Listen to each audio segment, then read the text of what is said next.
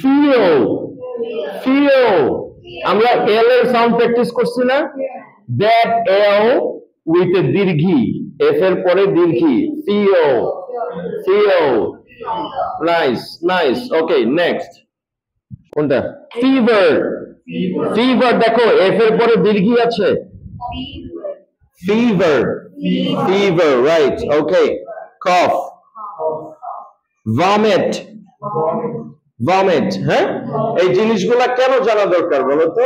এই যে আমরা যে এখন বিভিন্ন সিম্পটমের নাম শুনতেছি নাম শিখতেছি right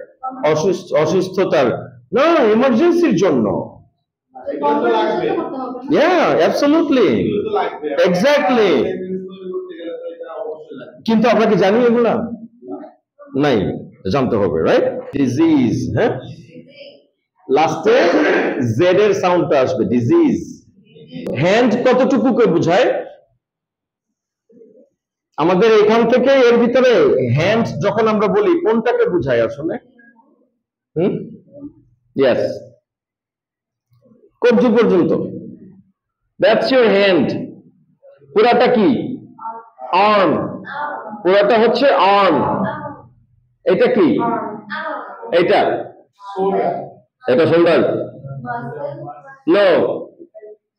this is bicep this is bicep okay এটা কি এটা এটা forearm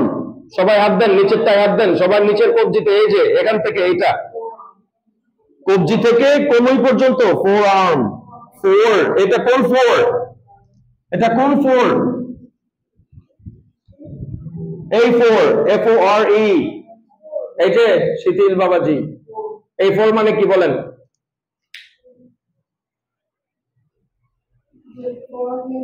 yes head forehead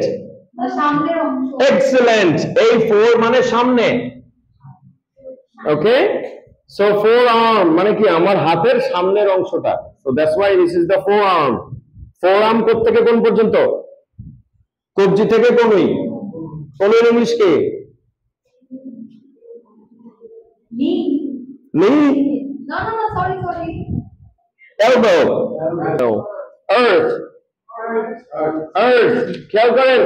ওই যে আমি বললাম আপনাদের শুরুর দিকে এই টিএইচ এর সমস্যা হবে এই টিএইচ একটু সমস্যা হবে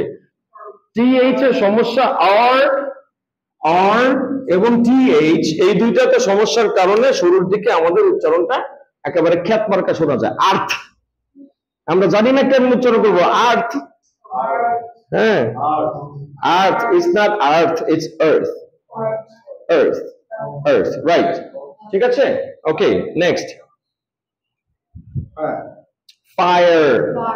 fire fire fire fire na fire fire very good torch